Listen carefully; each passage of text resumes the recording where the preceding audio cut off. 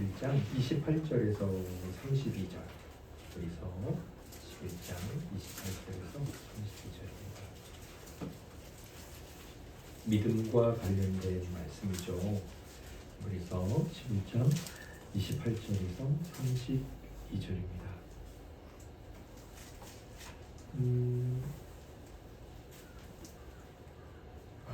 제가 여기 32절에서요.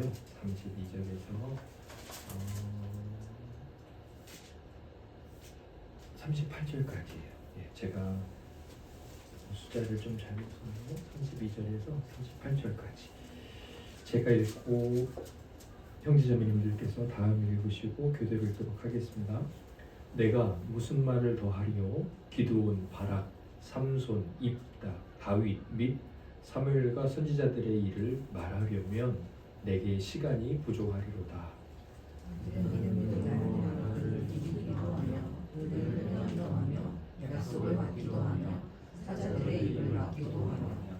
불의 세력을 멸하기도 하며 칼날을 피하기도 하며 연약한 가운데서 강하게 되기도 하며 전쟁에 용감하게 되어 이방 사람들의 진을 물리치기도 하며 자기의 죽은 자들을 부활로 받아들이기도 하며 또 어떤 이들은 더 좋은 부활을 얻고자 하여 신랑 부분을 받되 자기의 편안하기를 원하지 아니하였으며 또 어떤 이들은 조롱과 채찍질 뿐 아니라 결박과 옥에 갇히는 시련도 받았으며 물론 것과 토고로 펴는 것과 시험과 칼로 죽임을 당하고 양과 입에 가죽이 그리고 유리 위하여 궁핍과 환난과 학대를 받았으니. 우리 함께 읽을까요? 이런 사람은 세상이 감당하지 못하느니라. 그들이 광야와 산과 동굴과 토굴에 유리하였느니라. 아멘. 네. 오늘 도서 낭독으로 섬겨주실 지체들을 소개하도록 하겠습니다. 박수로 격려해 주시길 바랍니다. 해설은 제가 하고요. 네, 감사합니다. 크리스티아나 김남희 사모님, 담대 정은혜 집사님, 다비 서민지 성도님, 노인 혹은 정직 영감, 나이 많은 순례자, 이렇게 다양하게 이제 캐릭터가 설명되고 있는데, 정그린 성도님, 매튜 임진규 성도님, 제임스 정다호 성도님,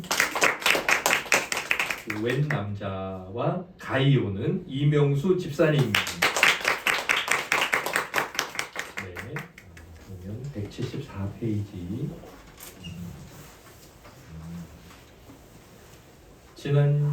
지난번에는 불안 씨가 중요한 이제 어떤 가르침을 주는 인물이었다면, 오늘은 이제 또 다른 인물이 나오는데요. 지난번 낭독의 내용을 대강 아시고 계시겠죠. 174페이지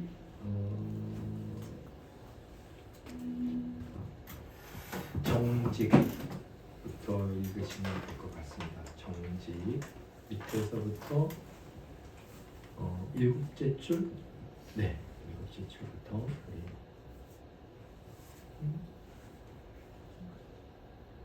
네. 결국은 잘된 재미네. 그렇지 않소? 그렇죠. 그렇고 말고요. 거기엔 의심의 여지가 없어요. 선택받을 만한 심령을 가진 이였으니까요. 항상 낮은 자세를 가지고 살았어요. 그게 스스로에게는 짐이 되었고 다른 이들에게는 골칫거리가 되었죠. 무엇보다도 죄를 싫어하는 성향이었어요. 누군가에게 옳지 않은 일을 할까 걱정스러워서 정당한 일마저 자제하는 쪽이었죠. 아무도 불쾌하게 하고 싶지 않아서요. 그렇게 착한 이가 어째서 세상을 사는 내내 어둠 속에서 지내야 하는 건지 참 모를 일일세. 두 가지 이유가 있지 않겠습니까? 하나는 지혜로우신 하나님이 그리 되게 하신 게죠. 어떤 이들은 피리를 불고 또 어떤 이들은 눈물을 흘리게 말입니다. 불안님은 베이스를 연주하는 분이었습니다. 그래서 그 일을 비롯한 몇몇은 다른 선율에 비해 상대적으로 구슬픈 소리를 냈던 거죠. 물론 베이스를 모든 음악의 바탕이라고 말하는 이들도 있기는 하지만요. 개인적으로는 괴롭고 무거운 마음에서 비롯되지 않은 고백에는 그다지 마음이 가지 않는 편입니다. 음악가들이 조율할 때 가장 먼저 건드리는 줄은 보통 베이스입니다. 하나님도 인간을 위해 영혼을 조율할 때 그 줄을 먼저 조절하시죠. 브란 씨에게는 부족한 점 하나가 있다면 죽는 날까지 다른 음악은 연주하지 못했다는 것뿐입니다. 대개 얘기를 들으니 브란 씨는 대단히 열정적인 사람인 모양이구려. 군구제도 사자들도 허망시장 따위를 전혀 겁내지 않고 두려워한 것이라곤 죄와 죽음, 지옥뿐이었으니까. 그마저도 새 예루살렘 성에 들어갈 수 있을지 의구심을 품은 탓이었다니 말이오. 옳으신 말씀입니다. 바로 그게 그 일을 괴롭혔던 것들이죠. 어르신이 꿰뚫어 보셨듯이 영적인 약점이 아니라 실질적인 순례자 생활과 연관되는 정신적인 허점에서 비롯되는 경우가 많았죠. 잠언에서 말하는 횃불을 던지는 미친 사람이 앞길을 막았던 셈입니다. 감히 말하지만 그 일을 짓눌렀던 짐들은 지금껏 그 누구도 쉽게 털어낼 수 없는 것들이었습니다. 잠자코 듣고 있던 크리스티아나는 말했다. 브란님의 이야기는 제게도 유익했습니다. 나랑 비슷한 이는 어디에도 없을 줄 알았어요. 그런데 알면 알수록 제가 그분과 비슷한 구석이 많다는 생각이 들었어요. 다른 점은 두 가지뿐인 것 같아요. 그이의 경우에는 어려움이 너무 커서 밖으로 튀어나왔고 저는 속에만 간직해 두었죠. 브란 씨의 짐은 그분을 지나치게 심하게 짓눌러서 환대를 베풀어준 집의 문을 녹화할 수조차 없게 했지만 제 괴로움은 그 문을 더 크게 두들겨 대게 만들었어요. 자비도 속내를 털어놓았다. 제가 오늘 말씀드리자면 부모님이 가졌던 문제가 제 안에도 도사하고 있었느라고 고백할 수 같아요. 운동에 빠져나가니 그녀가 저렇게 두려웠던 거요. 누워있는다 해도 그만큼 두렵지는 않을 거예요. 속으로 생각했죠. 거기서 살 수 있으면 얼마나 행복할까. 세상 모든 걸 다 놓친다 해도 아깝지 않을 텐데. 부모님은 요거는 매튜. 네.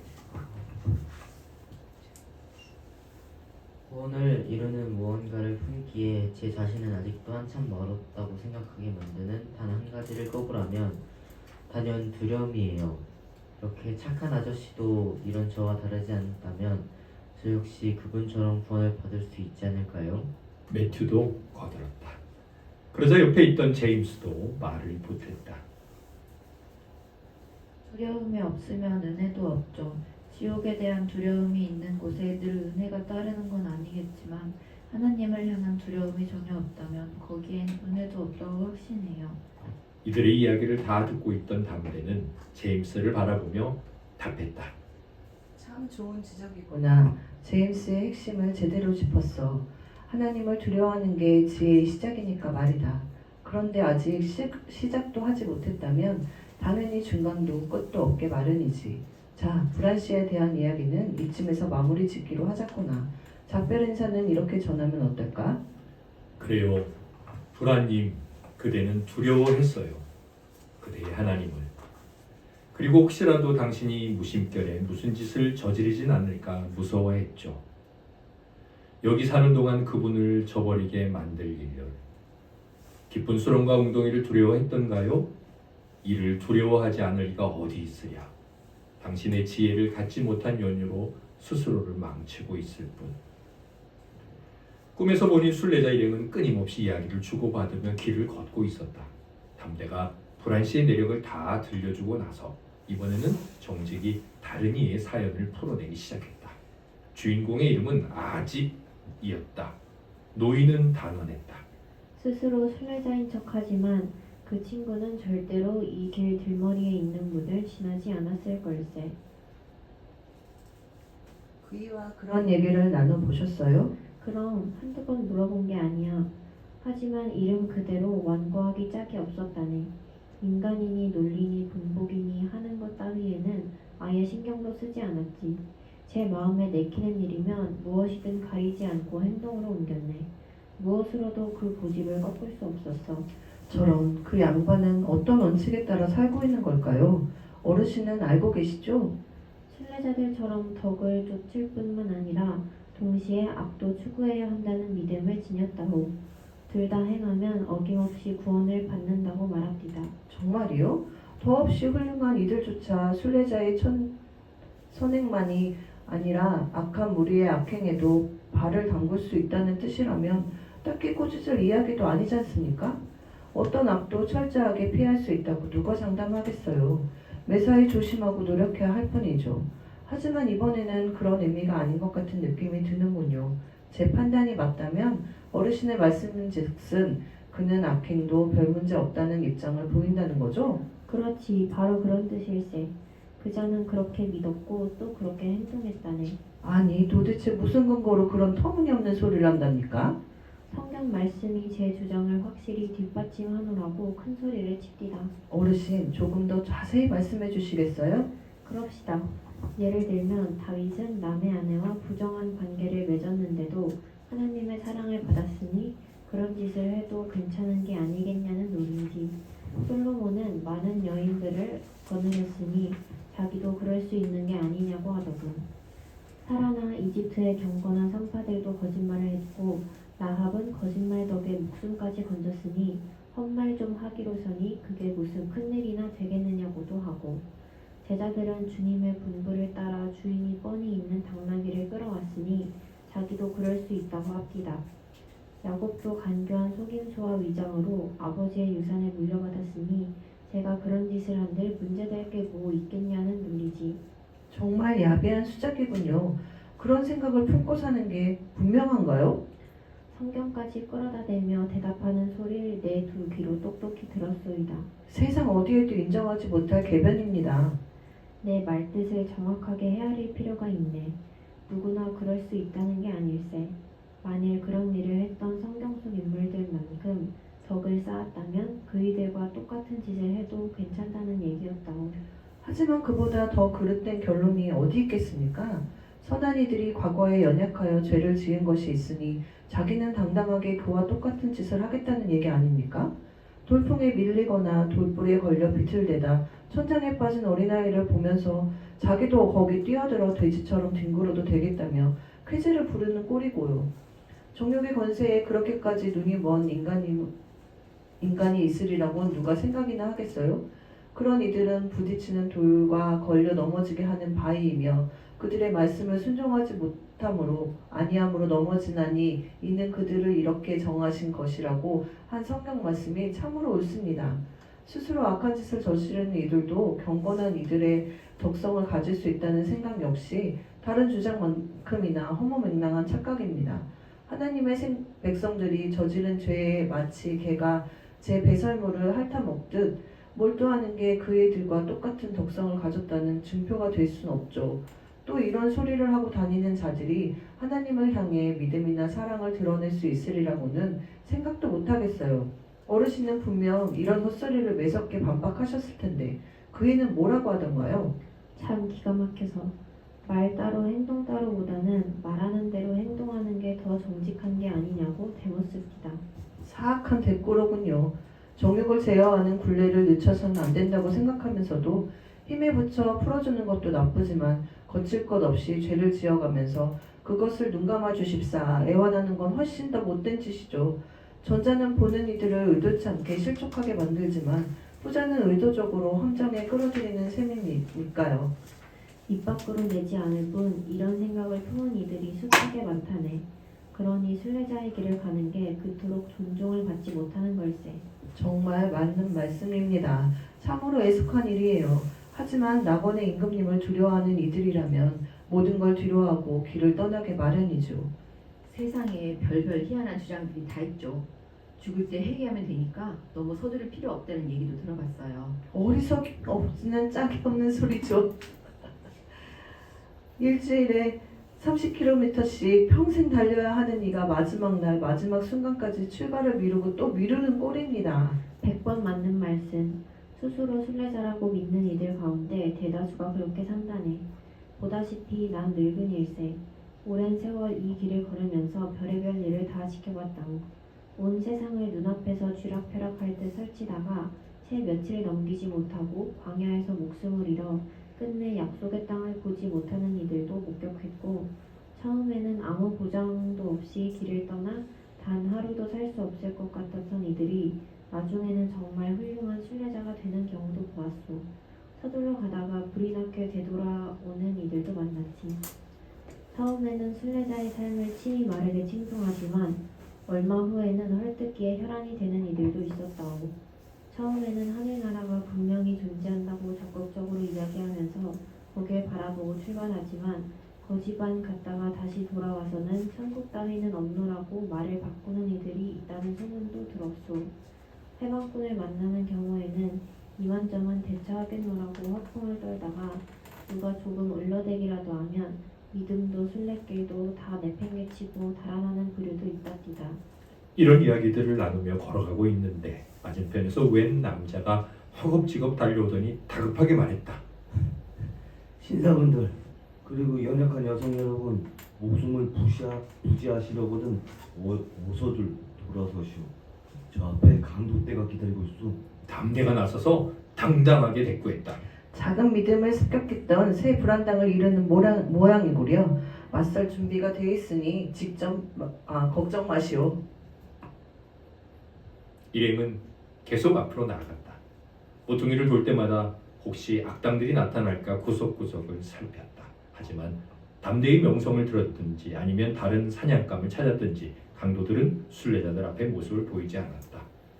크리스티아나는 몹시 지친 나머지 어서 여관을 찾아 아이들과 함께 한숨을 돌리고 싶어하는 눈치였다. 낌새를 알아챈 노인은 말했다. 조금 더 가면 쉴만한 데가 있소이다. 주님의 훌륭한 제자 가이오가 사는 집이죠. 그래서 모두들 그리 가기로 했다. 정직 노인이 그 일을 입이 마르도록 칭찬했기 때문이었다.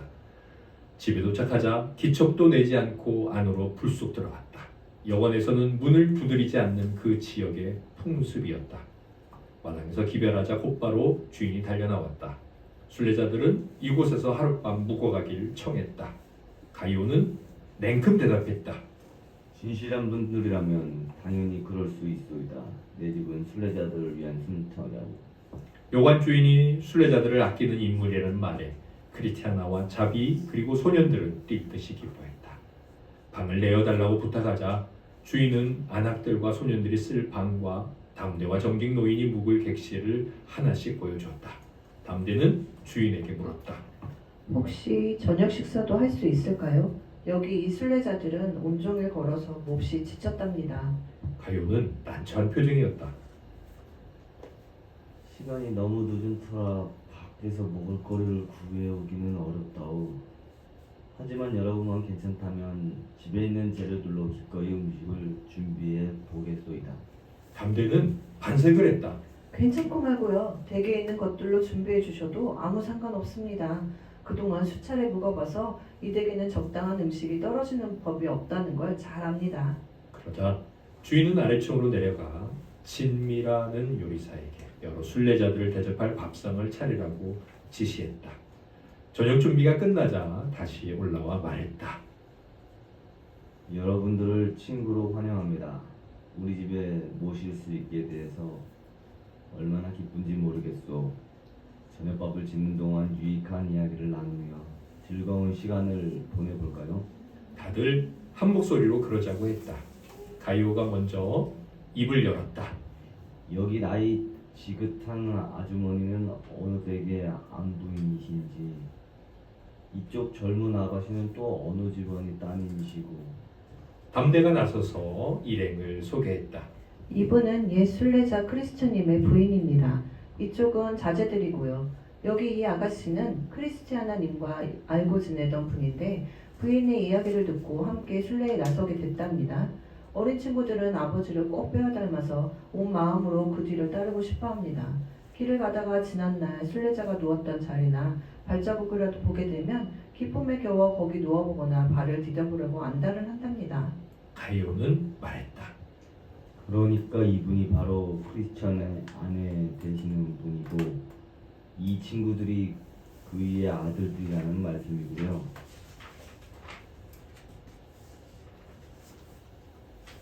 난 대개 남편 크리스천의 아버지는 물론이고 아버지의 아버지까지 다 알고 있다고. 그 운 중에서 훌륭한 인물들이 많이 나왔지. 현대 어른들은 처음에는 안디옥에서 살았다고. 박간 양반한테 들어 이미 잘 알겠지만 그댁 조상들은 참으로 훌륭한 분들이었어. 다른 건 다 제쳐주고 선지자들이 따르는 주님과 그분의 길, 그분의 사랑하는 이들을 향한 커다란 덕성과 용기를 보여주었소.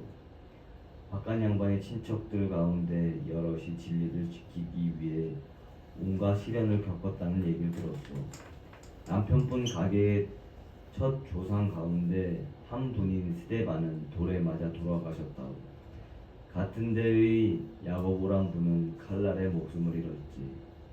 굳이 바울이나 베드로까지 이야기하지는 않아도 사자굴에 던져져서 이그나티우스를 산채로 뼈에서 살을 도려내려는 형벌을 받았던 로마누스, 사형을 받고 순교했던 폴리카 같은 양반들이 다 그 가문의 옛 어른들이었소. 바구니에 갇힌 채 뜨거운 햇볕 아래에 매달렸다가 말벌의 머리가 된 이가 있는가 하면 자루에 담겨 바다에 던져지는 바람에 목숨을 잃은 이도 있소. 이로 헤아릴 수 없이 많은 그 문주의 어른들이 순례자의 삶을 사랑해서 다치고 죽어갔소이다. 대개 남편이 이렇게 착한 내 아들들을 남길 걸 보니 더없이 기쁘오려. 부디 아버지의 명성을 지키고 아버지의 발자취를 따라서 아버지와 같은 결실을 맺길 바랄다며. 정말로 믿음직스러운 친구들입니다. 어르신, 진심에서 우러나 아버지의 길을 택한 듯 보입니다. 내 보기에도 그렇소. 이제 크리스천의 가문은 온 땅에 두루 퍼져서 온 세상에 헤아릴 수 없을 만큼 많아질 성십소. 아비의 명성과 조상들의 가문이 세상에서 잊혀지지 않도록 크리스티아나님이 나서서 아들들의 색식감을 두루 물색해 보는 게 좋겠소. 크리스천의 가문이 몰락하고 사라지는 건 진정 서글픈 노릇이지. 몰락하는 일은 없겠지만 사라질 수는 있을 걸세. 부디 크리스티아나님이 내 당부를 받아들이길 바라오. 그게 가문을 지키는 길이니까. 여관 주인은 크리스티아나를 돌아보며 말했다. 댁과 댁의 친구 자비양을 이렇게 한자리에서 보게 되어 참 기쁘오. 멋진 동반자들이 되어오려. 감히 자비양과 더 가까운 관계가 되라고 권하고 싶소이다. 아가씨가 마다하지 않는다면 마다들 매튜와 맺어 주시오. 그게 대를 잇는 길이 될게요. 결국 이들은 짝이 지어지고 세월이 흘러 혼인까지 했지만 그 얘기는 나중에 자세히 하기로 하자. 가이오는 말을 이었다. 여인들을 둘러싸고 나무라는 소리가 많으니 그걸 거두는 얘기를 좀 하려 하오. 죽음과 저주가 여인으로 말미암아 세상에서 들어왔다고들 하지만 생명과 건강도 바로 그 여인들을 통해 오는 게 아니겠소? 하나님은 아들을 세상에 보내시면서 여인에게서 나게 하셨소. 이부 이후로 세상에 떠났던 여인들이 얼마나 첫 어머니를 혐오스럽게 여겼는지 설명하기 위해 구약 성경에 등장하는 여성들은 혹시라도 이가 또는 저희가 복을 입어 세상을 구할 구세주의 어머니가 될까 하여 자식을 간절히 소망했다고. 다시 말하지만 구세주가 오셨을 때는 여인들이 남자나 천사들보다 먼저 기뻐했지. 성경을 다 살펴도 남자들이 그리스도께 동전 한 푼 바쳤다는 구절을 본 적이 없소. 하지만 안악들은 그분을 따르고 가진 걸 아낌없이 되었지. 눈물로 주인의 발을 씻는 이도 여인이었고 그분을 묶을 때 기름 부어 그 몸을 닦는 이도 여인이었소. 십자가에 달린 채 통곡했던 이도, 십자가에서 무덤까지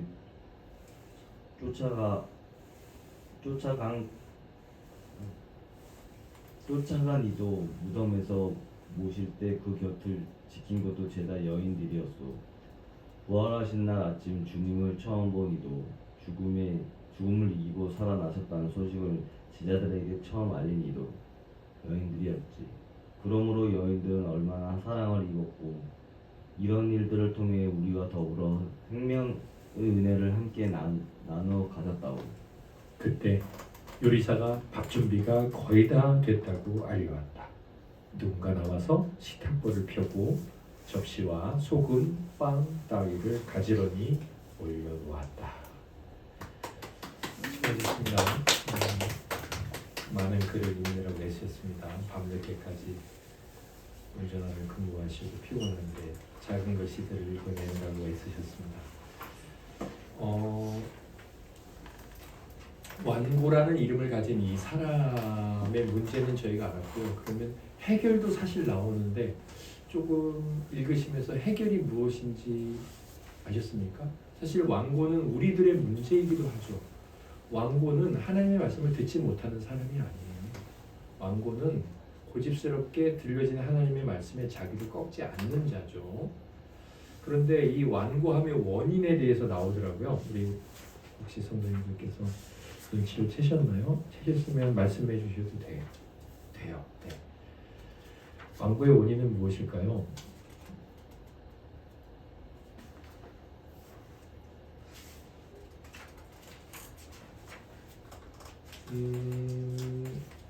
제가 어디를 보시냐면요.